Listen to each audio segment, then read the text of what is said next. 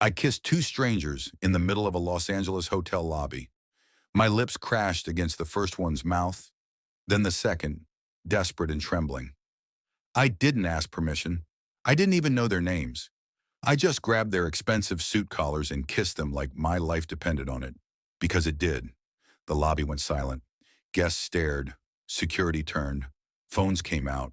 Good, let them record. Let them witness. Let everyone see an Omega claiming his alphas. When I finally pulled back, my lungs burning, I looked up at the two identical faces staring down at me. Sharp jawlines, dark eyes, perfectly styled black hair. They could have been carved from the same block of ice. "Please be my husbands," I whispered, my voice cracking. "Just for today. I'll do anything." They didn't move, didn't speak, just stared at me like I'd lost my mind. Maybe I had. But across the lobby, near the revolving doors, I saw them. Two men in dark suits scanning. The crowd with predator eyes. Sungho's enforcers. The ones sent to drag me back to Seattle. Back to him. Back to hell. My hands shook as I gripped the stranger's suits tighter. "Please," I begged again, quieter this time. "They can't take me if I'm yours." One of the twins tilted his head slightly, studying me like I was a puzzle he couldn't solve. The colder one. His hand moved to my wrist, fingers wrapping around it firm but not painful. "Who are you?" His voice was smooth, controlled, dangerous. "Someone who needs help." My throat tightened. "Someone who's out of options." The other twin, the one with softer eyes, glanced toward the enforcers, then back at me. Something flickered across his face. Recognition, maybe. Or pity. I hated pity, but I'd take it if it kept me free. "You just kissed us in front of 50 people, the cold one said. His grip on my wrist didn't loosen. "That's a bold strategy for someone desperate. It's the only strategy I have left." His eyes narrowed. "And if we say no, then I run, again. Like I've been running for 2 weeks straight. Like I've been running my entire life." But I didn't say that. Instead, I looked him dead in the eye and said, "Then I hope you can live with watching them take me." Silence stretched between us. Heavy, suffocating. The enforcers started moving through the crowd. My pulse hammered so hard I thought my ribs would crack. This was it, my last chance. If these alphas rejected me now, I'd be dragged back to Sungho's pack house, back to the forced bond that made my skin crawl, back to 2 years of being told I was nothing without him. The cold twin's jaw tightened. He looked at his brother. Some silent conversation passed between them, the kind only twins could have. Then he turned back to me. "What's your name?" "Yanwu." Full name. Park Yanwu. The lie came easy. I'd been using my ex's last name for 2 years. Old habit. "Well, Park Yanwu." The cold one pulled me closer, his other hand settling on my waist, possessive, claiming. "You just made this very complicated." Before I could respond, he leaned down and kissed me again. This time, it wasn't desperate, it wasn't frantic, it was deliberate. His mouth moved against mine with controlled precision, like he was sealing a contract. His scent hit me all at once. Cedar and smoke, sharp and overwhelming. It cut through my failing suppressants like a blade. My knees went weak.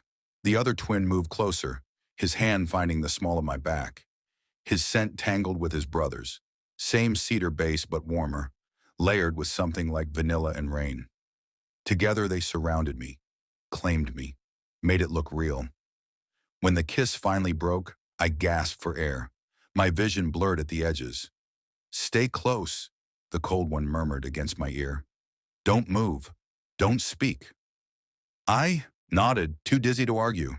He straightened, his arms still locked around my waist, and turned toward the enforcers who'd stopped 10 feet away. "Can I help you?" His voice carried across the lobby, cold and sharp as winter. The lead enforcer, a stocky alpha with a scar across his cheek, stepped forward. "We're looking for someone, an Omega, might be using a false name.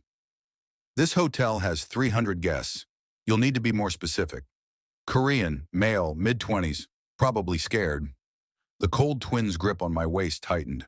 And why would this Omega be scared? "He ran from his pack. We're here to bring him home." "Home?"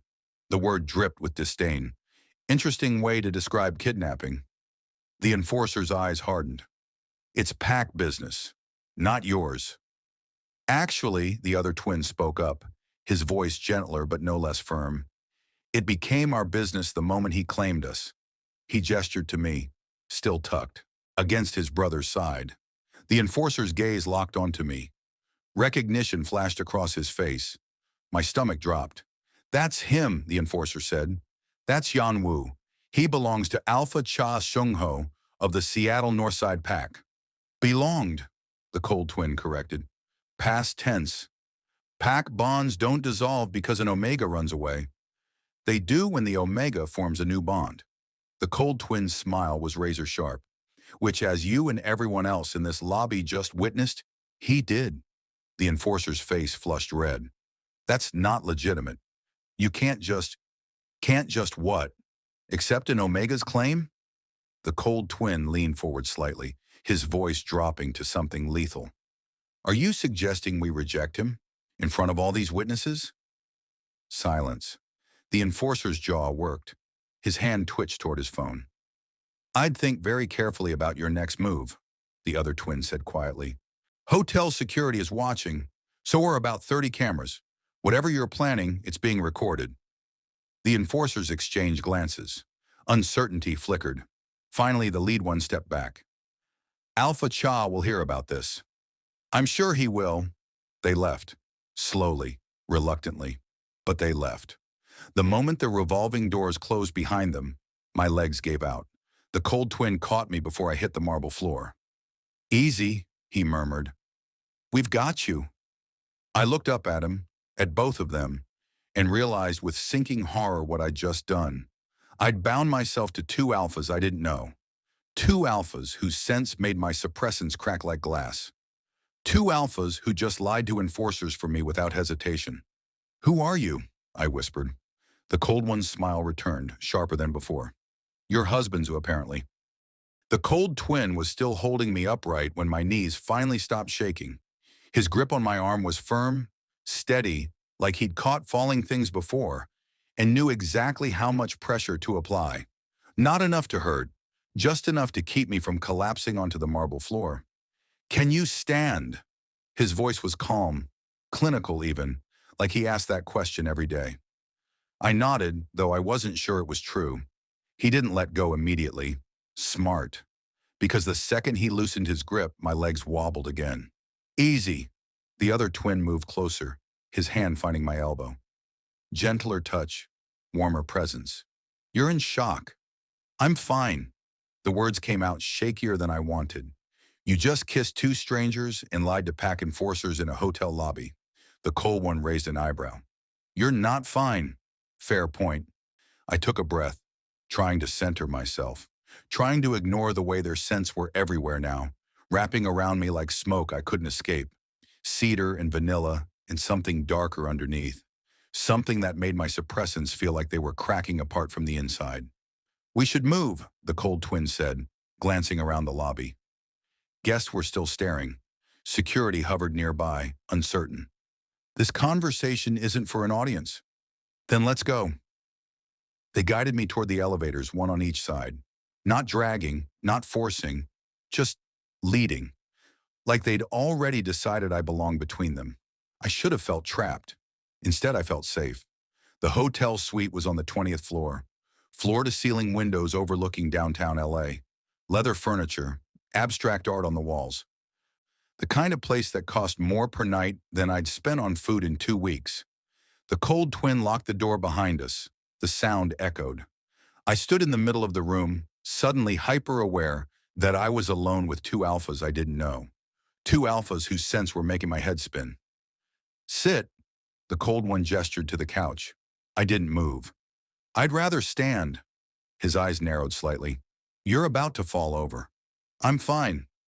You keep saying that. It's still not true. The warmer twin crossed to the minibar, pulled out a water bottle, and brought it to me. Here, you need to hydrate. I took it, mostly because my throat was desert dry. Thank you. I'm Kian, he said, simple, direct. And my brother is Hajoon. Hajoon, the cold one. That fit. Yeonwoo, I offered, though they already knew that. Park Yeonwoo. Hajoon's voice was flat. Except that's not your real last name, is it? My hand tightened around the water bottle. How do you know that? Because you hesitated before you said it, and because people don't run from their packs unless they're running from a bond. He crossed his arms. So let's skip the performance. Who are you, really? I met his gaze. Cold. Calculating. The kind of alpha who saw people as chess pieces. Good. I understood chess pieces. I'd been one for 2 years. My name is Han Yeonwoo, I said. I was bonded to Alpha Cha Sungho of the Seattle Northside Pack for 2 years. He forced the bond during my first heat using pack law loopholes. I finally escaped 3 weeks ago and came to LA because I thought he wouldn't follow me here. Silence. Kian's expression softened. Hajoon's didn't. Forced bond, Hajoon repeated. That's a serious accusation. It's the truth. And those enforcers? His, sent to drag me back. I took a sip of water, my hands still trembling slightly. Pack law says if an Omega runs from a bond, the Alpha has legal claim to retrieve them. Unless the Omega forms a new bond, Kian finished quietly. I nodded. Hajoon studied me for a long moment. So you kissed us to create evidence of a bond claim? Yes. That was calculated. That was survival. His jaw tightened. And what happens when Sungho challenges it? Because he will. I know. My voice didn't shake this time. But a challenge takes time. Legal process. Witnesses. I just need enough time to file for bond dissolution and get protective custody. That could take months. 6, so, according to my lawyer. Hajoon's eyes sharpened. You have a lawyer? I have information and $20 for a consultation call. Kian almost smiled. Almost. Hajoon didn't. So you need protection for 6 months. And in exchange? I'll do whatever you need. I straightened my shoulders. You obviously had a reason for playing along down there. So tell me what you want, and I'll deliver. The twins exchanged a glance. Another one of those silent conversations. Then Hajoon pulled out his phone, tapped the screen, and handed it to me. It was a news article. Twin CEOs lose major merger deal over stability concerns. I skimmed the text. Investors pulling out. Board members questioning leadership. All because Hajoon and Kian were unmated alphas in their early 30s, which apparently signaled instability and poor judgment to corporate PACs. They want us settled, Kian said quietly. Bonded, respectable. They want proof we're not reckless, Hajoon added, that we can commit to something beyond quarterly profits. I looked up from the phone. So you need an Omega? We need the appearance of stability. Hajoon's voice was cold, businesslike. A bonded mate, someone who can attend corporate events, smile for photos, and convince our investors we're reliable long-term leaders. 6 months, Kian said. That's how long it'll take to finalize the merger and secure the contracts. Same timeline I need, I said slowly. Exactly. Hajoon took his phone back. So here's the arrangement. You move into our penthouse. You attend events with us. You play the role of our devoted, bonded Omega. In exchange, we provide legal protection, financial support, and enough public presence to make Sungho's claim look illegitimate. Transactional, I said. Completely. Something in my chest loosened. Transactions, I understood. Transactions had rules, boundaries, clear expectations. It was love and trust that destroyed people. What are the terms? I asked.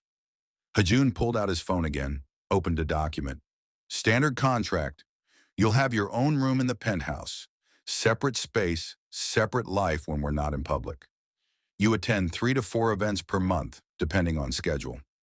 You maintain the bond appearance for 6 months, at which point we'll stage a quiet, amicable separation. And if Sungho escalates, we have lawyers. Good ones. Kian's voice was steady. He won't touch you. What about pack law? Pack law doesn't override corporate power, Hajoon said flatly. And we have more power than Sungho could dream of. I believed him. Everything about these two screamed control, wealth, influence. The kind of alphas who could make problems disappear with a phone call. Then we have a deal, I said. Hajoon extended his hand. 6 months, mutual benefit, no expectations beyond the contract. I shook it. His grip was firm, controlled. Then Kian offered his hand. I took it. The moment our palms touched, something shifted. His scent hit me like a wave. Vanilla and cedar and rain, stronger than before. It tangled with Hajoon's smoke and ice and wrapped around my failing suppressants like they were trying to pull something out of me. My breath caught. Kian's eyes widened slightly. He felt it too. Your suppressants, he said quietly. They're not working anymore. I know. My voice sounded far away. The adrenaline crash. It happens sometimes. How long until they stabilize? A few hours, maybe longer. Hajoon's expression darkened. That's a problem. Why? Because your scent is everywhere now, and if Sungho's enforcers are still in the area, they'll track it. My stomach dropped. I didn't think... Clearly. Hajoon pulled out his phone. We're moving you tonight. Pack what you have. We leave in 30 minutes.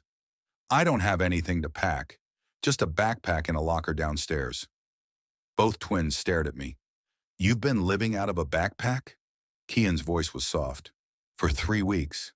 Silence. Then Hajoon's phone buzzed. He glanced at the screen, and his entire expression shifted. Went cold in a way that made the temperature drop. What? Kian asked. Hajoon turned the phone around.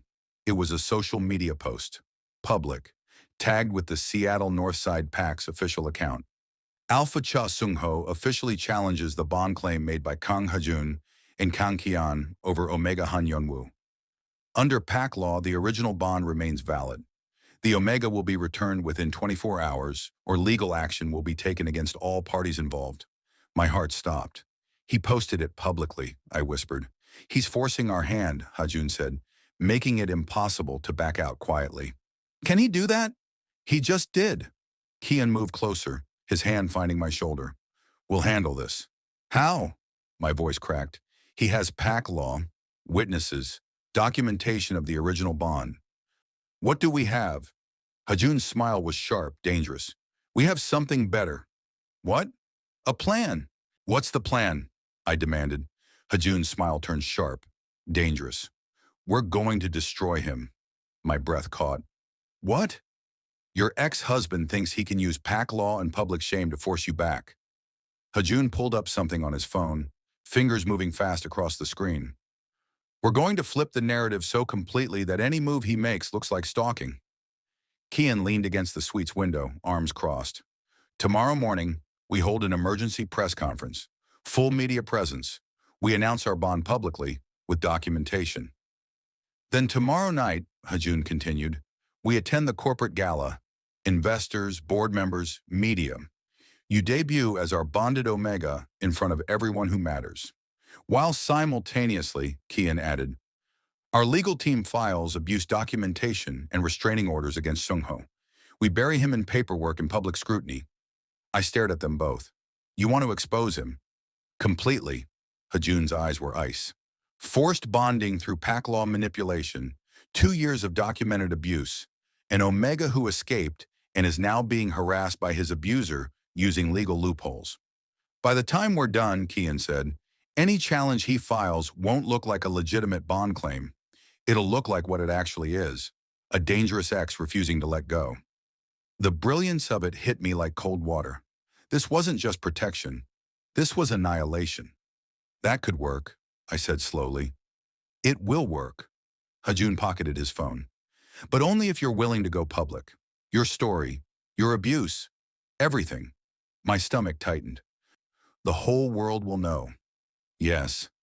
I thought about Sungho's face when his reputation crumbled, when every business contact saw him for what he really was. Good, I said. Let them know.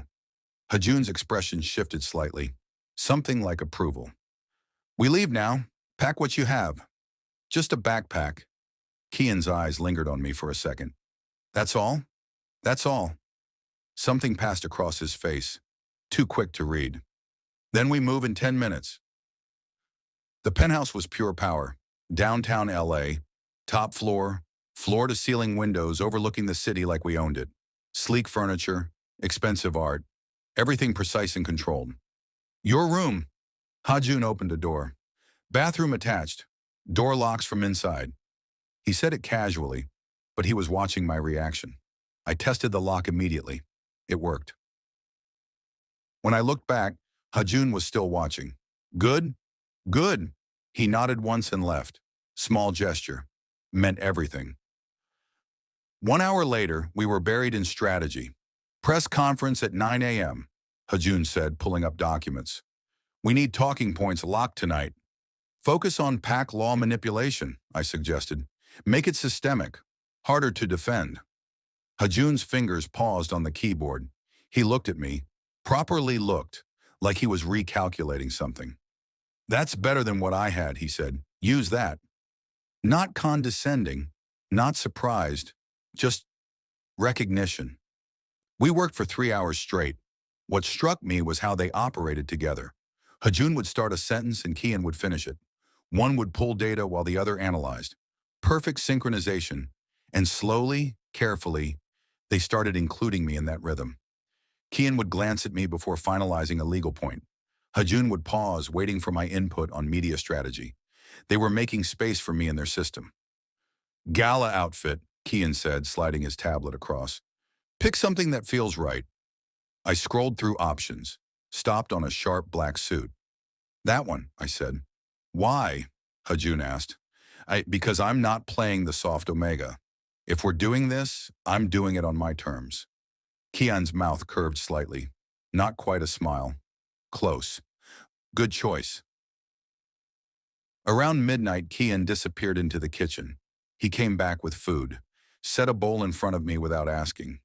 You haven't eaten since this morning, he said. How do you know that? I pay attention. Our eyes met, held for a second longer than necessary. Then Hajoon cleared his throat. Legal signatures. Let's finish this. We worked until 2 a.m. When we finally stopped, I stood and stretched. Too much energy still buzzing under my skin. Can't sleep? Kian asked. Not yet. Balcony helps. Better than pacing. We went outside. Cool air, city lights below. Kian leaned against the railing next to me. Close but not touching. His scent, vanilla and cedar, was stronger out here. Warmer. Big day tomorrow, he said quietly. Nervous? No, but you should be. I looked at him. I'm not. Why not? Because I trust the plan. I paused. And I trust you two know what you're doing. Kian turned to face me. His expression was different now, softer at the edges. We won't let him take you back, he said. Not a promise, a fact. I know. The air between us shifted, charged. Then the balcony door opened. Hajoon stepped out, his expression darker than I'd seen all night. The moment shattered. What? I asked, already knowing it was bad. He turned his phone toward us. Security footage. Building entrance. 8 men in dark suits surrounding the lobby. PAC enforcers. Sung-ho's moving tonight, Hajoon said, voice like winter. He's not waiting. Kian's entire body went rigid beside me. How many? 8 that we can see. My pulse spiked. They can't get up here. Yes, they can. Hajoon was already moving. PAC enforcers don't follow building security protocols. How long? Kian demanded. 5 minutes, maybe less. Kian's hand found my arm. Steady. Grounding. Hajoon made a phone call. Rooftop, 90 seconds. He hung up, looked at both of us. Helicopter's waiting. My stomach dropped. You're serious? Very. We moved fast. Through the penthouse into the private elevator, up toward the roof. The elevator doors opened to rooftop access. Wind hit us immediately, cold and sharp. There on the helipad, rotors already spinning, was a helicopter. Kian guided me toward it, his hand still on my arm. Just as we reached the helicopter, the rooftop access door burst open. Enforcers. 3 of them. Hajoon stepped between them and us. That's far enough. The lead enforcer moved forward. Alpha Cha has legal. Leave, now. Hajoon's voice cut like glass. The enforcers hesitated. Hajoon didn't wait. He pulled me toward the helicopter. We climbed in. Doors slammed. The helicopter lifted. Below, the enforcers stood helpless on the rooftop. Kian's hand was still on my arm. Warm. Steady. I looked at him. Then at Hajoon coordinating on his phone. And I realized with absolute certainty, Seung-ho had no idea who he was fighting.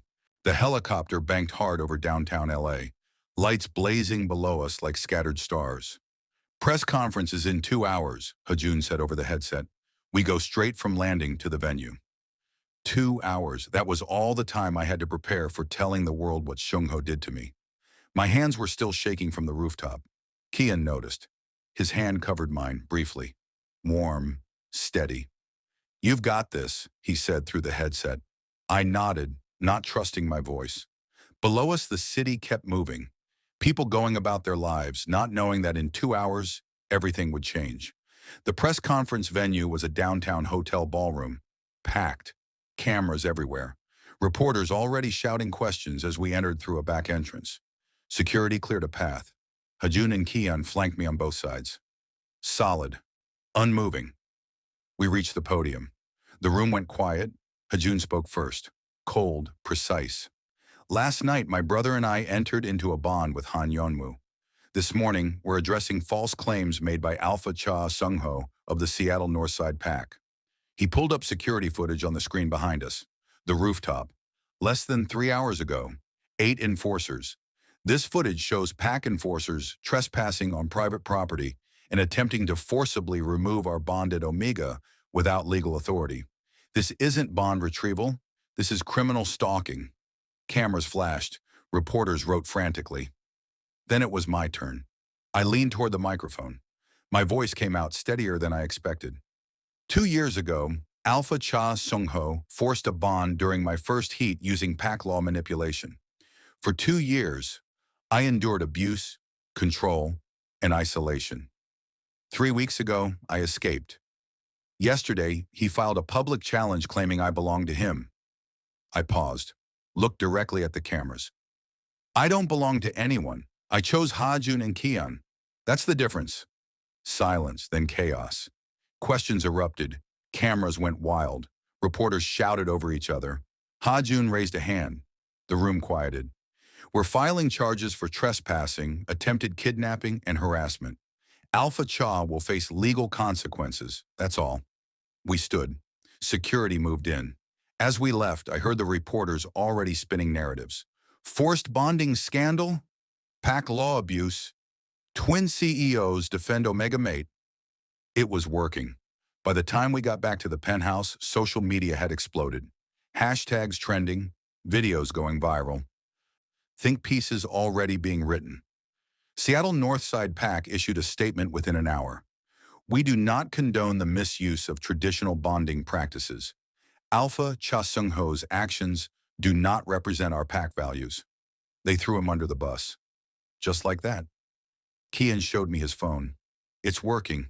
Public opinion shifted completely. I should have felt victorious. Instead, I felt hollow, reliving that trauma in front of cameras. Hundreds of thousands of people now knowing the worst moments of my life. I stood by the window staring out at the city. You okay? Kian asked from behind me. Fine. That's the 3rd time you've said that today. Because it's true. He moved closer, not touching, just present. You don't have to be fine, he said quietly. Not with us. Something in my chest cracked. I turned away before he could see my face. The next 48 hours blurred together. We stayed in the penthouse. Too risky to go out before the gala. Just the 3 of us in close quarters. Forced proximity. And it was different than I expected. Mornings, Kian made coffee. Strong. Perfect. He'd set a cup beside me without asking how I took it. He just knew. Afternoons, Hajoon worked at the dining table. I'd read on the couch nearby. Sometimes he'd glance up, catch me looking, and something unspoken would pass between us. Evenings we cooked together. Or rather, they cooked while I watched, useless but comfortable. Small things, domestic things, things that felt dangerous because they felt normal. On the second night, I found myself on the balcony again. Couldn't sleep. Too much in my head. The door opened behind me. Hajoon. He leaned against the railing beside me, silent for a long moment. The press conference, he finally said. Watching you tell that story, he stopped. What? I asked. It was brutal. His voice was quiet, raw. Seeing you describe that pain. I didn't know what to say. You're stronger than you think, he added. I laughed, bitter. I don't feel strong. I feel broken. Broken things can still be sharp. I looked at him, really looked. His walls were down, just slightly, just enough. My family sided with him, I heard myself say. My parents. They told me I was being dramatic, that alphas know best, that I should be grateful he wanted me at all. Hajoon's jaw tightened. They're traditional, I continued, the words spilling out now. First-generation immigrants. Pack law is sacred to them. When I ran, they said I dishonored them, dishonored the family. So you've been alone? For 3 weeks? Not anymore. The simplicity of it hit me like a fist. The balcony door opened again. Kian appeared with 3 mugs of tea. Couldn't sleep either? He asked. Apparently not. He handed us the mugs and sat on the bench nearby. For a while, we just existed together. No talking, no pressure. Then Kian spoke. Family isn't always blood, he said quietly. Sometimes it's the people who choose to stay when everyone else walks away. I looked at him. We're choosing you, he continued, not because of some contract, not because it's strategic, because you fit here. Hajoon made a sound, almost like agreement. With us, Kian finished. My throat tightened. Hajoon set down his mug. Come inside, it's cold. We went back in. Sat on the couch. Kian on one side, Hajoon on the other. Their scents wrapped around me, cedar and vanilla and smoke. Safety I'd never felt before. You fit here, Hajoon said again, quieter this time. With us, and that scares me. I turned to look at him. Why? Before he could answer, the intercom buzzed. All 3 of us froze. It was past midnight. Nobody should be at the building entrance. Hajoon stood, crossed to the intercom panel, pulled up security footage. His expression went cold. What? Kian asked, already moving. I joined them at the screen. A Korean woman stood at the building entrance. 50s, expensive clothes, hair pulled back severely, furious. She was screaming at security. My son belongs with his husband. You're helping him destroy our family honor. Let me through or I'll call the police. My stomach dropped. That's my mother. Kian's face went pale. She's here. Hajoon's jaw was tight. Security won't let her up without your permission. I stared at the screen, at my mother's rage. She'd sided with Seungho, told me I was wrong, told me to go back, and now she was here. What do? I whispered. Hajoon looked at me. Your choice. Always your choice. The intercom buzzed again, insistent. My mother's voice came through the speaker. Yanwoo, I know you're up there. Come down. Now. We need to fix this before you destroy everything. I stared at the intercom screen, my mother's face twisted with rage. Your choice. Always your choice, Hajoon said beside me. But it wasn't a choice. Not really. I pressed the speaker button. Go home. My voice came out harder than I expected. I'm not coming down. I'm not going back to that hell. Silence on the other end. Then my mother's laugh. Cold, sharp. You think you can just run away? Abandon your responsibilities? I didn't abandon anything. I escaped. You dishonored this family. You broke a sacred bond. He forced that bond. My hands were shaking. You know he did. You just don't care. What I care about, she said, her voice dropping to something dangerous, is fixing the mess you created. There's nothing to fix. It's over. Is it? A pause.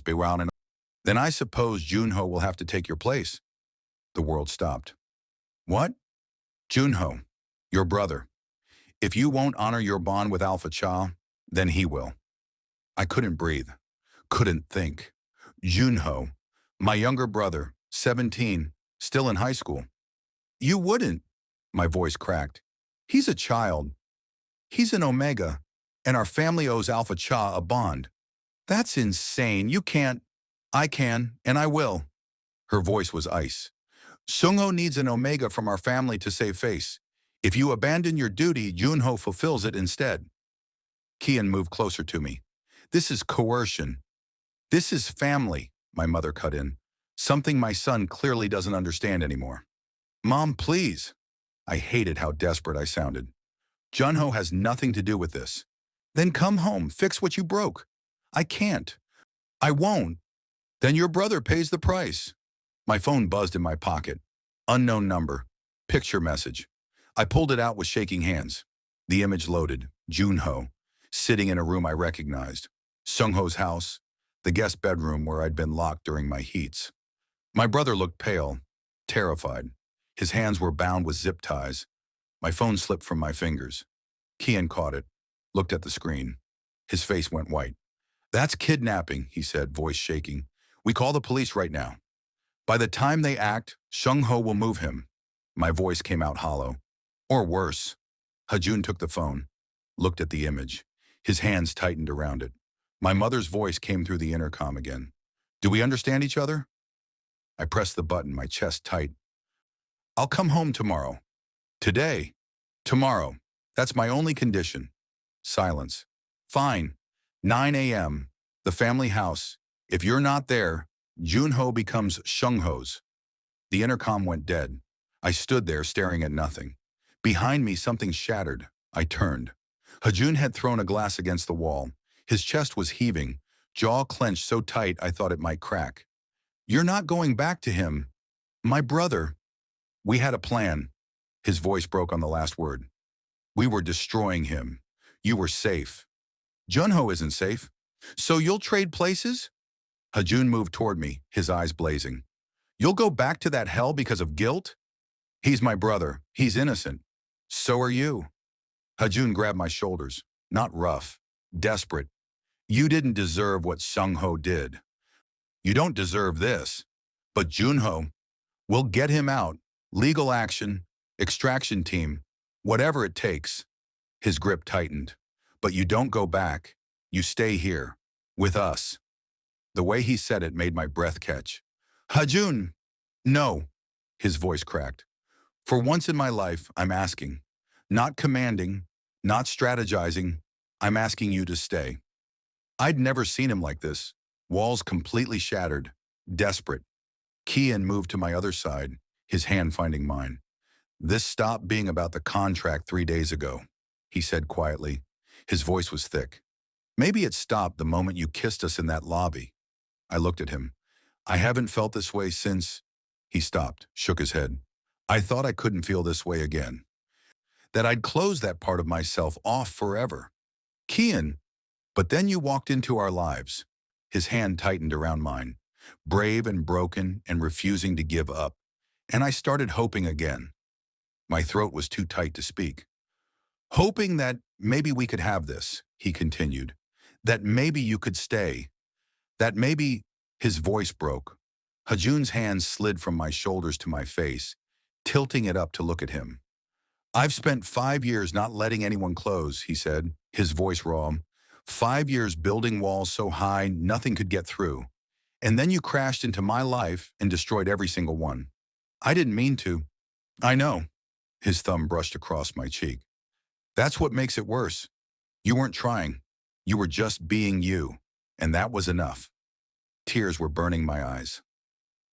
When I watched you at that press conference, Hajoon continued, telling your story, being so damn brave despite everything, I realized I was terrified. Of what? Of losing you. His voice dropped to a whisper. Of waking up and you not being here. Of going back to that empty existence where nothing matters except work and control. Hajoon, you made me care again. His forehead touched mine. You made me want again. And I hate how much power that gives you over me. But I can't stop it. Kian's other hand found my waist, pulling me back against him. We need you, he whispered against my ear. Not for appearances, not for the company. We need you because when you're not here, nothing feels right anymore. I was shaking. From fear, from something else. My brother, we'll save him, Hajoon said fiercely. I swear to you, we'll get Junho out. But you don't sacrifice yourself to do it. How? Together. Kian's arms tightened around me from behind. The three of us. We're stronger together.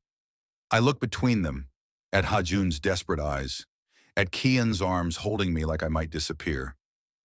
I'm scared, I whispered. Of what? Hajoon asked. Of this. Of you two. Of wanting something I might lose. Then we're all scared.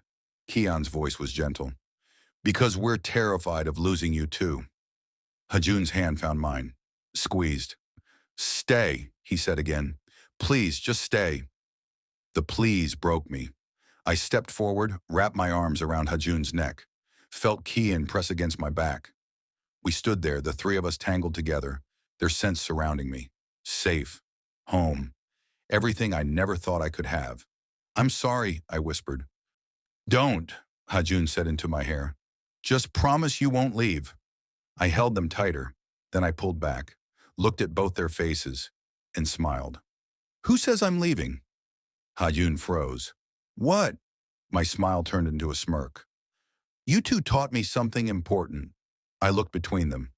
When someone threatens what's yours, you don't surrender. Yeonwoo! You destroy them completely. Understanding dawned in Hajoon's eyes. Kian's grip on my waist tightened. You have a plan. The beginning of one. I pulled out my phone, looked at Junho's picture again. Tomorrow morning, I'm not going home to surrender. What are you going to do?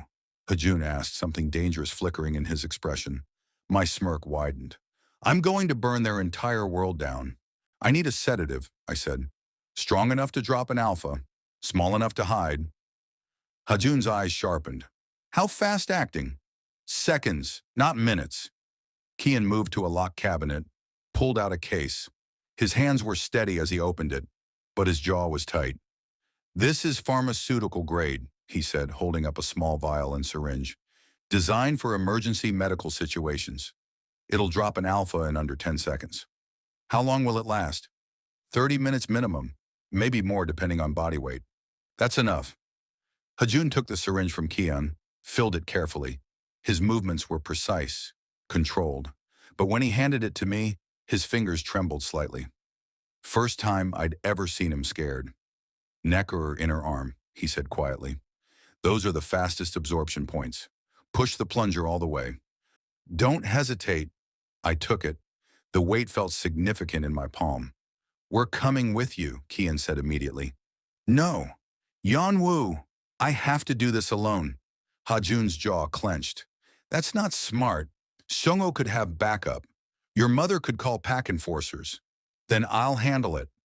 You don't have to handle everything alone anymore. Kian's voice was raw. That's what we're here for. I know. I looked at both of them. But I need to prove something. To them. To myself.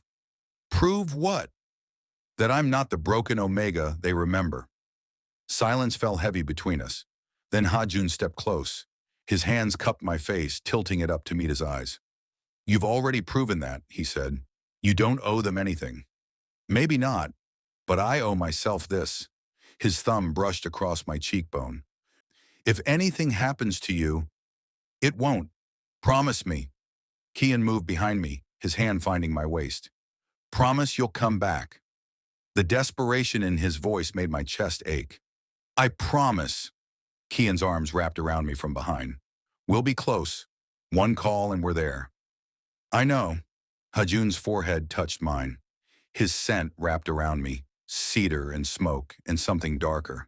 Protective. Possessive. Come back to us, he whispered. I will. He kissed me then. Hard. Claiming. When he pulled away, Kian turned me around and did the same. Neither kiss felt like goodbye. They felt like promises. I arrived at the family house at exactly 9 a.m. The syringe was hidden in my jacket sleeve, secured with a small strap Kian had fashioned. Easy to reach, impossible to see. My mother opened the door. Her expression was cold satisfaction mixed with relief. You came. I said I would. Come inside. The house looked exactly the same. Traditional Korean furniture, family photos on the walls, the scent of jasmine tea. It used to feel like home. Now it felt like a prison I'd escaped. Seongho was waiting in the living room. He stood when I entered and his smile made my skin crawl. Yeonwoo. His voice was smooth, confident. I'm glad you came to your senses. I didn't respond. Sit, my mother ordered. We have much to discuss. Where's Junho? Upstairs, resting. I want to see him first. No. Her voice was sharp. First you apologize to Alpha Cha. Then you agree to resume your bond properly. Then you see your brother. Seungho moved closer. Your mother is being generous. After the embarrassment you caused, you should be grateful I'm willing to take you back. My hands clenched into fists. He noticed, smiled wider. Still defiant? That's what I always liked about you. The fight, he stepped into my space, makes breaking you so much more satisfying. My mother said nothing, just watched. Seungho's hand grabbed my arm, hard enough to bruise. You're mine, he said quietly. You've always been mine. Those alphas in LA? They were temporary. I'm permanent. He pulled me closer, his other hand moving to my neck. I'm going to reclaim you right here, he whispered, in front of your mother. Make sure everyone knows who you belong to. For a second I froze. Old fear, old training. My body wanted to submit, to make it stop. But then I remembered Hajoon's kiss, Kian's arms, their scents. I wasn't that Omega anymore. Seungho leaned in, his mouth moving toward my neck. I struck. The syringe slid from my sleeve into my hand. I jammed it into his neck and pushed the plunger. All the way. Seungho's eyes went wide, shocked. He stumbled back, hand going to his neck where the needle had been. What did you? His words slurred. His legs buckled. Yeonwoo! My mother rushed forward. What have you done? I watched Seungho drop to his knees, his movements sluggish, uncoordinated.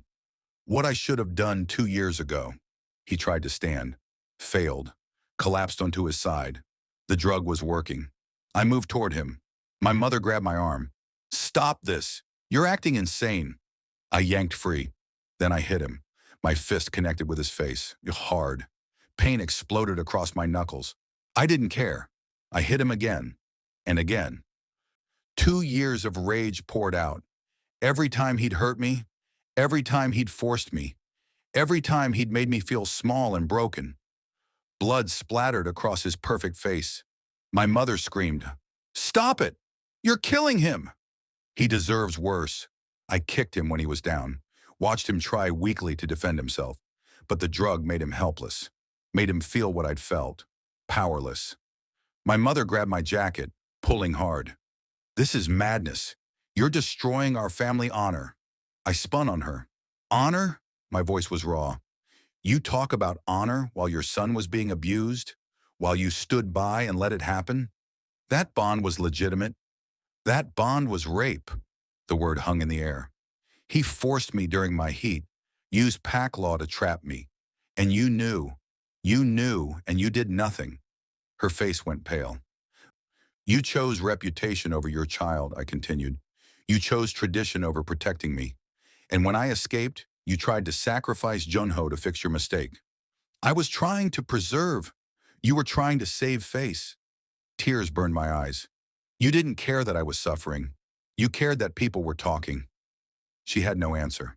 I looked down at Seungho, unconscious and bleeding on the floor. Where's Junho? My mother's voice was small now, scared. Upstairs, guest room. I stepped over Seungho's body without another glance. The guest room door was locked. I kicked it open. Junho was on the bed, hands still bound. His face was bruised, lips split. When he saw me, he started crying. Yeonwoo, I'm here. I crossed to him, cut the zip ties with the knife from my pocket. I'm here. You're safe. He collapsed against me, sobbing. I'm sorry, he gasped. I'm so sorry. You have nothing to be sorry for. I held him tight. This isn't your fault, none of it. Mom said you weren't coming, that you chose them over family. I chose you. I chose us. I pulled back, looked at his face. And I'm getting you out of here. I helped him stand. His legs were shaky, but he could walk. We went downstairs together. My mother stood frozen in the hallway. Seungho was still unconscious on the floor. I walked past both of them without a word. Junho hesitated at the door. Mom? Don't, I said quietly. She made her choice. We stepped outside into cold morning air. A black car was parked at the curb. Hajoon and Kian stood beside it. When they saw me, blood on my knuckles, Junho safe beside me, something shifted in their expressions. Hajoon moved first, crossing the distance in 3 strides. He pulled me into his arms, hard. You did it, he said against my hair. I did it. Kian was gentler with Junho, guiding him toward the car, but his eyes never left mine. When Hajoon finally released me, Kian was there. His hand cupped my face, thumb brushing across my cheekbone. You're magnificent, he said softly. Then Hajoon's voice, low and possessive. And you're ours, completely. Before I could respond, the world tilted. My vision blurred at the edges. Heat rushed through my body like fire. I stumbled. Kian caught me. Yeonwoo? I looked down at my arm. 3 long scratches I hadn't noticed before. Sungho must have gotten me during the fight, and now with the adrenaline crashing, my body was reacting, my suppressed heat breaking through. Right here, right now. No, I whispered. But it was already happening. My scent exploded outward, sweet and overwhelming. Both twins inhaled sharply, their eyes going dark. Hajoon's grip on my arm tightened. Get him in the car, now! The heat hit me like drowning in fire. 1 second I was standing, the next Kian's arms were the only thing keeping me upright. Get him in the car! Hajoon's voice cut through the haze. Now! Everything blurred. Movement. Doors opening. The leather seat against my burning skin. My scent filled the car, thick and overwhelming. Sweet. Desperate. I heard one of them curse. Drive faster, Kian said, his hand gripping mine so tight it hurt. I couldn't think. Could barely breathe. Every nerve ending was on fire, my body demanding something I'd suppressed for so long. Them. I needed them. Almost there, Hajoon's voice from the driver's seat. Strained, controlled, but I could smell it. The way their scents changed, darkened, responded to mine. Cedar and vanilla and smoke surrounding me, pulling me under. Please, I gasped. It hurts. I know. Kian's hand moved to my face, gentle despite the tension in his body. We're almost home. The penthouse was a blur of movement. Junho. They needed to settle Junho first. I heard Hajoon's voice calm and firm. Your brother needs rest. Stay in this room. Don't come out until morning. Is he okay? Junho's voice scared. He will be. A door closing, locking, then hands on me again, guiding me, supporting me. The master bedroom door shut behind us. I collapsed onto the bed, my whole body shaking. Hajoon knelt in front of me, his hands cupping my face. Look at me, he said. I tried. His face kept blurring. Yeonwoo, focus. I met his eyes. Dark, intense, controlled despite everything. You're in heat, he said clearly. Do you understand? I nodded. This is your choice. Everything that happens next is your choice. His voice was firm. Do you want this? Want us? Through the fog, through the desperate need, I understood what he was asking. Consent, even now, even when my body was begging. Yes, I whispered. I want you, both of you. Something in his expression cracked. You're sure? I've wanted you since that first kiss. Kian moved behind me, his hands gentle on my shoulders. Then let us take care of you. They undressed me slowly, carefully, like I was something precious. Every touch made me gasp, made the heat spike higher.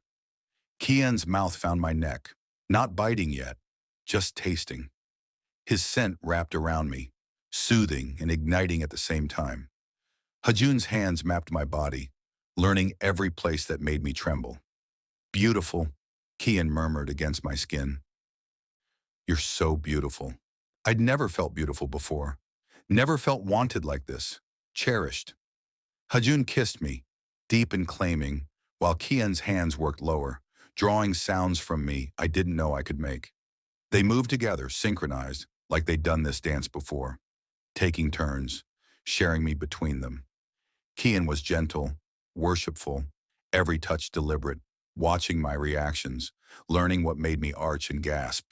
His mouth traced patterns across my skin, his scent flooding my senses until I couldn't tell where he ended, and I began. That's it, he murmured. Let go. We've got you. When Hajoon took his place, it was different, more intense, possessive. His hands were firm, demanding, pulling responses from my body that made me shake. Mine, he growled against my throat, Ours. Yes, I gasped. Yours. They worked in tandem, bringing me higher and higher until I thought I'd break from it. And when I finally shattered, both their mouths found my neck. The claiming bites, sharp, burning, perfect. Their scents crashed into mine, tangling and merging until we were one. The bond snapped into place. I felt them, actually felt them. Their emotions, their need, their absolute certainty, mine, forever. The heat didn't end after once. It came in waves through the night, building, breaking, building again. But they never left me, never let me face it alone. Between waves there was water, gentle touches, whispered words. You're ours now, Kian murmured, his hand stroking through my hair. Completely, Hajoon added, his arm around my waist. Forever, I finished, meaning it.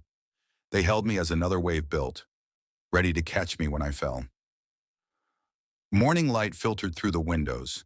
I woke slowly, my body sore but satisfied, content in a way I'd never been. The bond hummed quietly in my chest, warm, solid, real. Hajoon was on my left, still sleeping. Kian on my right, both their arms around me, protective even in sleep. I touched my neck, feeling the raised marks where they'd bitten, claimed, mine.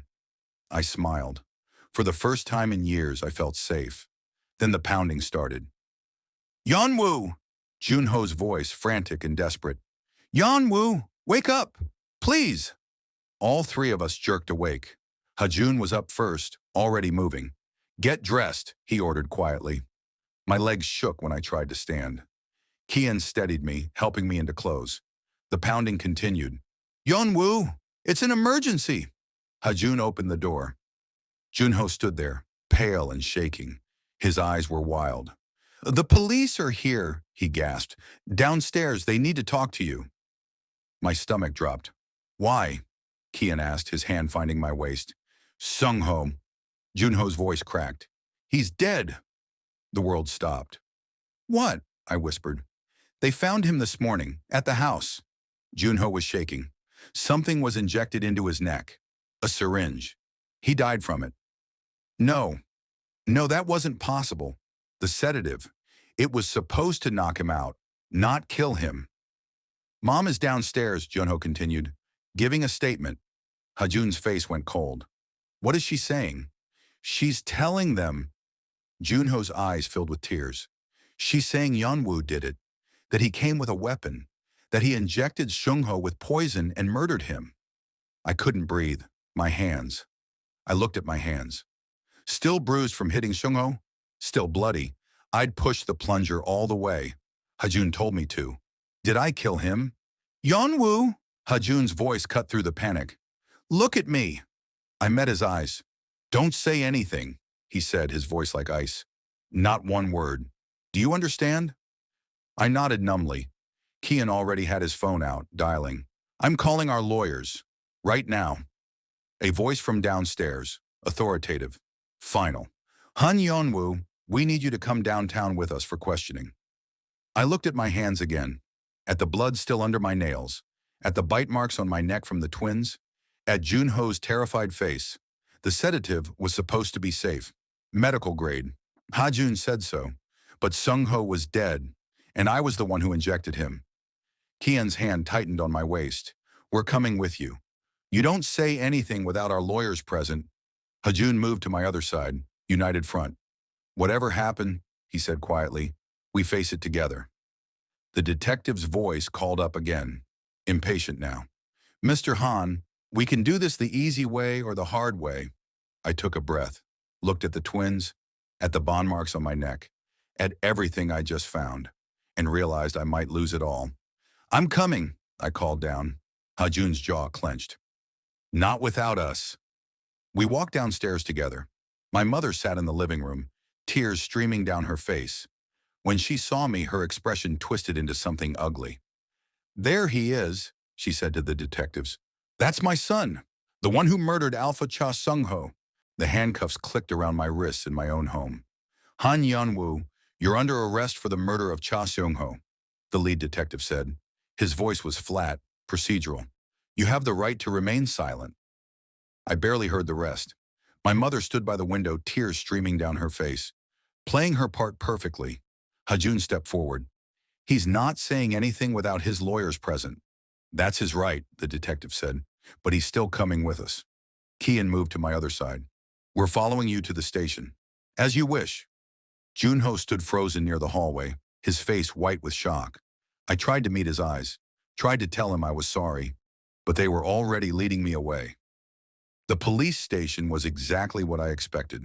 Cold, sterile. Fluorescent lights that made everything look dead. They put me in an interrogation room. Metal table, 2 chairs, a camera in the corner recording everything. The detectives sat across from me. Let's start simple, the older one said. He placed a tablet on the table between us. Do you recognize this? He pressed play, security footage, black and white, time stamped from yesterday morning, the family house living room. I watched myself walk in, watched Shungho grab my arm, watched myself pull out the syringe and jam it into his neck, watched myself beat him while he was down. Every hit captured in perfect detail. That's you, the detective said. Correct? I stayed silent. We found the syringe still in the victim's neck. Medical examiner says whatever you injected him with caused his death. My stomach turned. We're going to ask you again. The younger detective leaned forward. Did you intend to kill Cha Sung-ho when you injected him? I looked at the camera, at the evidence of what I'd done. I want my lawyer, I said quietly. The older detective sighed. Smart choice. They left me alone. I sat there, staring at my hands, still bruised, still bloody under the nails. Sung-ho was dead because of me. The door opened. I expected the detectives. Instead, my mother walked in. Her eyes were red from crying. Her hands trembled as she closed the door behind her. Mom! The tears stopped. Just like that. Her expression went cold, hard. How dare you, she said quietly. I stared at her. How dare you defy me? Embarrass this family? Did you really think you could just run away? The grief was gone. The devastation.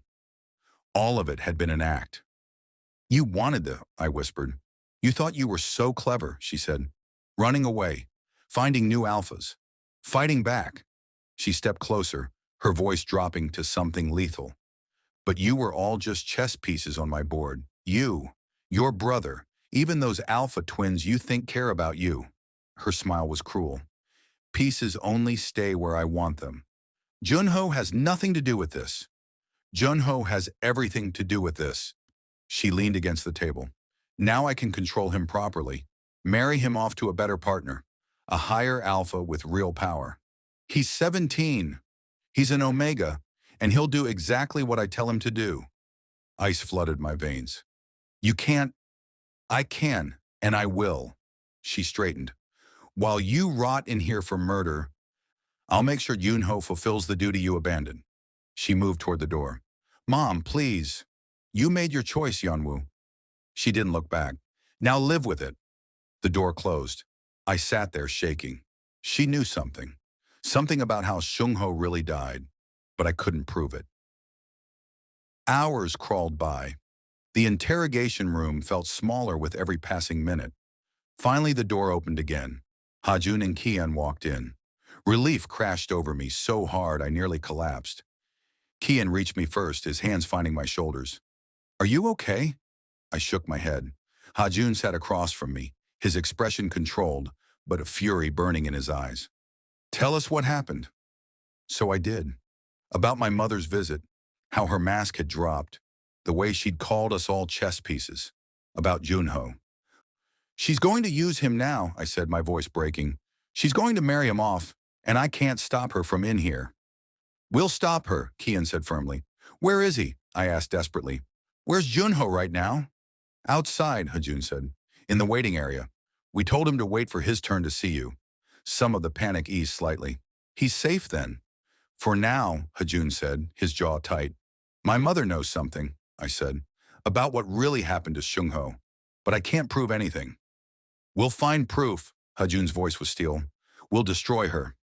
Just protect Junho first, I begged. Please. That's all I care about. Kian's phone rang. He frowned at the screen. Security team, he answered. What is it? His entire body went rigid. When? His voice dropped. Are you certain? Hajoon stood immediately. What's wrong? Kian lowered the phone, his face pale.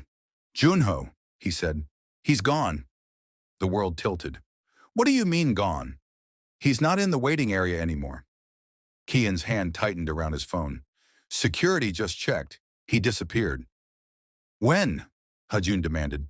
Sometime in the last 20 minutes. No, this couldn't be happening. Find him, I said, my voice raw. Please, you have to find him.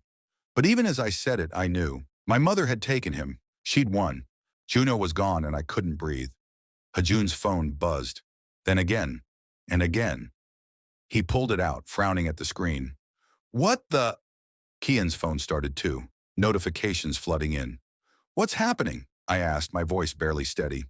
Kian looked at his screen, his eyes widening. There's a live stream. It's going viral. What live stream? He turned the phone toward me. My heart stopped. It was Junho, filming himself in what was clearly a car trunk. Dark, cramped, the camera light illuminating his terrified but determined face. If you're watching this, his voice came through the speaker, shaking. My brother Yanwu didn't kill anyone, and I'm going to prove it. He's in her trunk, I whispered, horrified. He hid in my mother's trunk. The timestamp showed it started 20 minutes ago, right after he disappeared from the waiting area. The camera showed him adjusting position in the tight space, trying to stay quiet. Then my mother's voice came through, muffled but clear enough. She was in the driver's seat talking to herself. Those foolish boys, she said, her voice cold and satisfied. Yanwu takes the fall, and I get to control both of them now. Hajoon's grip on my shoulder tightened. My mother kept talking, thinking she was completely alone. They actually thought they could defy me. Run away, build some new life. She laughed. But I always win. I always have the final move. She's confessing, Kian said, his voice tight. Junho's camera stayed steady despite his shaking hands, recording every word. The sedative that boy used wouldn't have killed Shungho. Too weak, medical grade, meant to be safe. A pause. But what I injected after they left, that certainly did the job. Ice flooded my veins. She killed him, I breathed. She's admitting it, Kian said. On camera, to thousands of people watching live. The video showed the car slowing down, parking. Through the crack in the trunk, I could see we were at the family house. A car door opened, closed. My mother's footsteps walking away toward the house. Junho waited. 10 seconds. 20. Then he moved. The camera swung wildly as he found the trunk release. Pushed it open carefully. Fresh air and daylight flooded in. He climbed out quietly, keeping the phone steady, still live streaming everything. I'm going in, he whispered to the camera. To all of us watching. I'm going to find the proof. What is he doing? I asked, terrified for him. Getting evidence, Hajoon said, his voice tight. Junho moved through the back entrance. The camera showed hallways I recognized. He was being so careful, so quiet. He found the security control room, tried the door. It opened. Smart kid, Kian murmured. Junho sat at the computer, his hands working fast. His face was set with determination as he navigated through the security system. Deleted footage, he said to the camera. She deleted sections from yesterday, but there's always a backup. He pulled up files, clicked through timestamps, then he found it. The backup footage played on his screen, and on the live stream, and on Kian's phone in my hands. My mother, entering the house yesterday, after we'd left with Junho. She walked straight to where Sungho lay unconscious on the living room floor, checked his pulse, smiled when she felt it. Then she reached into her purse and pulled out a syringe, different from mine, smaller, with clear liquid inside. She knelt beside Sungho's unconscious body and injected it into the same spot on his neck where I'd used the sedative. Pushed the plunger slowly, deliberately, all the way. Sungho didn't even twitch. He was too far under from my sedative to feel anything. My mother stood, walked to where I'd dropped my syringe on the floor after the fight. She picked it up carefully with a cloth from her purse, did something to the remaining liquid inside, Added something maybe, then placed it back in Shungho's neck, positioned it perfectly to look like it had been there the whole time, creating evidence, planting proof, framing me for murder. She murdered him, I said, my voice breaking. She actually murdered him and made it look like I did it. The live stream comments were exploding on the side of the screen, thousands pouring in every second. Oh my God, she killed him. That poor boy. Someone call the police. This is insane. Junho's face appeared back on camera. Tears streamed down his cheeks, but his voice was strong. My brother saved me, he said, his words raw with emotion. He protected me from an alpha who hurt him for 2 years. He came back for me even when it put him in danger, even when it meant risking everything. His hands shook as he held the phone. Yanwu is not a murderer. He never was. His voice cracked. Our mother is. The live stream cut off. The interrogation room door burst open. The lead detective stood there, his face white, his phone clutched in his hand. Mr. Han, he said breathlessly, we need to talk. I didn't kill him, I said immediately standing up. I know. He moved quickly to unlock my handcuffs. I just watched the live stream. Everyone did. Officers are being dispatched to your family home right now. The metal fell away from my wrists. You're free to go. Your mother is being arrested for murder. My legs gave out. Kian caught me before I hit the floor. His arms wrapped tight around me, holding me up. I've got you, he murmured against my hair. Hajoon was already on his phone, barking orders. Get units to that address now. The minor is still inside. I want him protected. Junho, my brave, reckless little brother, was still at that house, alone. We need to go, I said, finding my voice. We need to get to him. We're going, Hajoon said, already moving toward the door. We ran. Police cars surrounded the house when we arrived. Sirens wailing, lights flashing, officers everywhere. I pushed through the crowd, Hajoon and Kian flanking me. Then I saw him, Junho, walking out the front door with 2 officers on either side of him, his phone still clutched in his hand. Junho! His head snapped up. Eyes found mine. He ran. I met him halfway across the lawn, grabbed him, pulled him into my arms and held him so tight I thought I might break him. I'm sorry, he sobbed into my shoulder, his whole body shaking. I'm sorry I scared you, but I had to. I had to save you like you saved me. You did, I said, my voice cracking apart. You saved me, Junho. You saved me. Behind us, my mother was being led out in handcuffs. She saw us embracing. Her face twisted with pure rage. You ungrateful! She started screaming. An officer cut her off firmly, guiding her toward a waiting police car. She fought against them, still screaming about betrayal and dishonor and family shame. But nobody was listening anymore. Junho pulled back slightly, looking at me with swollen red eyes. Is it really over? He asked, his voice small. It's over, I promised him. 3 days later, I stood on the penthouse balcony watching the city lights. The case was officially closed. My mother was facing first-degree murder charges. The live stream had been watched by millions. The evidence was overwhelming and undeniable. Junho lived with us now, in the large guest room down the hall, safe, protected, healing. The balcony door opened behind me. Hajoon and Kian stepped out into the cool night air. Junho's asleep, Kian said softly, coming to stand beside me. I nodded. Good. He needs the rest. Hajoon moved to my other side, completing the circle. Their warmth surrounded me. Their scents, cedar and vanilla and smoke, wrapped around me like safety made tangible. When I thought we'd lose you to prison, Hajoon said quietly, his voice stripped of its usual control, I realized something. What? I can't do this without you. The admission cost him. I could hear it. Neither of us can. Kian's hand found mine, threading our fingers together. You're not just our omega, you're our everything, our family. I looked between them, these 2 alphas who'd crashed into my desperate life and turned it into something worth living, who'd fought for me, bled for me, loved me when I thought I was too broken to be loved. I choose you, I said, the words coming from somewhere deep and true. Both of you, every day, for the rest of my life. The bond hummed between us, warm and solid and permanent, exactly where we all belonged. Kian leaned down and kissed my temple, gentle and reverent. Hajoon's arm tightened around my waist, pulling me impossibly closer. And for the first time in my entire life, I wasn't running anymore. I was home. The end.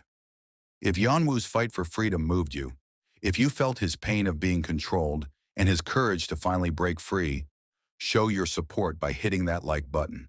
Subscribe so you never miss stories about Omegas who refuse to stay broken, about love that heals instead of harms, and about brothers who risk everything to save each other. Drop a comment telling us, would you have been as brave as Junho? Would you have trusted the twins? Your like tells us these stories matter. Your subscription means we keep fighting for characters who deserve happy endings. Thank you for being here. Thank you for believing broken people can become whole again.